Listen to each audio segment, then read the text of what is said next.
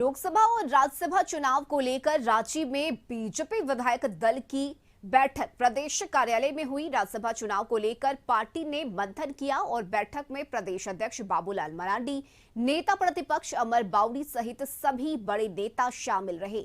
BJP ने राज्यसभा चुनाव के लिए प्रदीप वर्मा को उम्मीदवार बनाया है। बैठक में शामिल सभी विधायकों ने केंद्रीय नेतृत्व पर भरोसा जताते हुए प्रदीप वर्मा को उम्मीदवार बनाने पर जीत की अग्रिम बधाई दी और मुंह मीठा कराया। इस बार लोकसभा चुनाव में बीजेपी ने झारखंड में 14 में से 14 का नारा दिया है। पार्टी ने बूथ के अलावा विधायकों को टास्क दिया और सबसे अधिक जिम्मेदारी कोल्हान और संथाल के कार्यकर्ताओं को सौंपी गई है। राज्यसभा चुनाव को लेकर नेता प्रतिपक्ष अमर बावरी ने कहा कि विपक्ष के साथियों से भी आग्रह करेंगे कि ऐसी कोई गलतफहमी ना रखें। हरिहर महापात्रा से कोई कांटेक्ट नहीं है। नामांकन फॉर्म खरीद लेने से कुछ नहीं होता है, बस एक भी वोट इधर उधर नहीं होनी चाहिए और इसके लिए हमारी रणनीति बन चुकी है। राज्यसभा के 2 सीट के लिए 21 तारीख को चुनाव यहाँ घोषित है।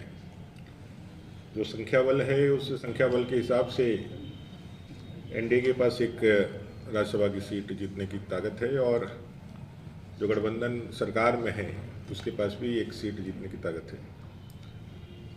भारतीय जनता पार्टी के केंद्रीय नेतृत्व ने डॉक्टर प्रदीप वर्मा, जो प्रदेश के महामंत्री हैं, कई बार से पार्टी में सक्रिय कार्यकर्ता रहे हैं, तो उनको नामित किया है राज्यसभा के सदस्य निर्वाचित होने के लिए। और सहयोगी संदीप हमारे साथ जुड़े हुए हैं। संदीप, पार्टी के भीतर कोई गुटबाजी ना हो, कहीं से कोई टूट ना हो, इसे लेकर निर्देश दिया गया है विधायकों को इस बैठक में।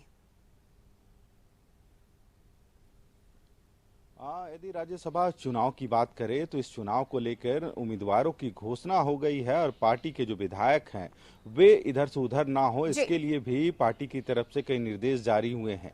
हालांकि यदि कल की बात करें तो कल बीजेपी विधायक दल की भी बैठक थी और महागठबंधन जो सरकार है उसके भी विधायक दल की बैठक थी। बीजेपी विधायक दल की बैठक दोपहर लगभग 12 साढ़े 12 बजे के बीच में पार्टी कार्यालय में आयोजित हुई थी और पार्टी ने कहीं ना कहीं कई दिशा निर्देश दिए हैं ताकि जो वोट का बंटवारा है वह इधर उधर ना हो। हालांकि जो महागठबंधन की विधायक दल की बैठक देर शाम मुख्यमंत्री आवास में हुई थी और कहीं ना कहीं से राज्यसभा चुनाव में यदि बात करें तो अब तक 2 प्रत्याशियों के आने की सूचना है, जिसमें बीजेपी की तरफ से प्रदीप वर्मा को इसमें प्रत्याशी बनाया गया है। वहीं यदि गठबंधन की तरफ से बात करें तो जेएमएम के जो पूर्व विधायक रहे हैं सरफराज अहमद, उनको प्रत्याशी बनाया है। तो ऐसे में देखना होगा, क्योंकि यदि 2 ही उम्मीदवार इस चुनाव में शामिल होते हैं तो इसके लिए वोटिंग नहीं होगी, यानी यह तय हो जाएगा कि राज्यसभा जो सदस्य बिल्कुल संदीप। और चूंकि आज 11 बजे के बाद नामांकन की प्रक्रिया होनी है, देखना होगा कि क्या कुछ तस्वीरें निकलकर सामने आती है। बहुत शुक्रिया संदीप आपका तमाम जानकारी के लिए।